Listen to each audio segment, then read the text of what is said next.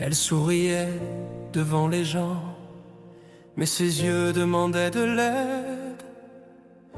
Et je crois que le jour où je suis tombé amoureux d'elle, c'est le jour où j'ai compris que certaines personnes ont appris à souffrir en silence.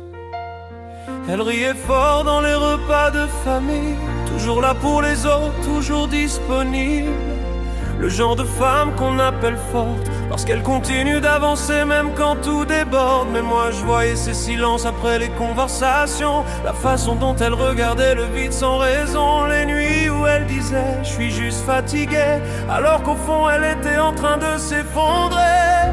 Elle portait le monde sur son dos, les blessures, les responsabilités, les mots, et personne ne remarquait vraiment qu'elle survivait plus qu'elle ne vivait maintenant. Alors j'ai commencé à l'aimer doucement, sans vouloir la changer, sans vouloir la sauver à tout prix, juste lui offrir un endroit où respirer. J'aimais une femme fatiguée, une femme qui souriait pour ne pas inquiéter, une femme forte devant le monde entier, mais qui pleurait parfois quand personne ne la voyait. Et moi je voulais juste devenir le calme après ces tempêtes, le bras où elle pourrait dormir sans avoir peur de s'écrouler en secret.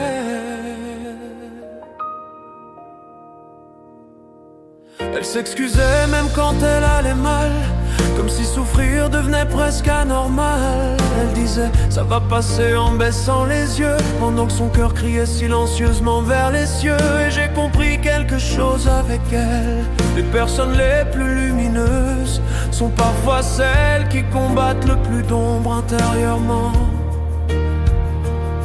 Alors j'ai appris ses fragilités, comme on apprend une langue sacrée. J'ai appris quand son silence voulait dire aide-moi, même quand sa bouche disait tout va bien, t'en fais pas.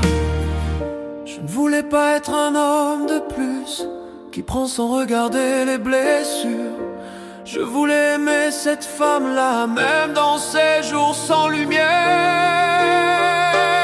J'ai aimé une femme fatiguée, qui avait porté trop de choses seule trop longtemps. Une femme devenue forte par obligation, et non parce que la vie l'avait épargnée vraiment. Et si un jour elle guérit complètement, j'espère qu'elle comprendra enfin qu'elle méritait aussi d'être aimée doucement.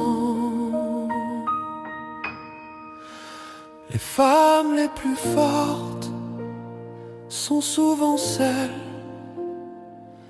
qui ont manqué de douceur toute leur vie.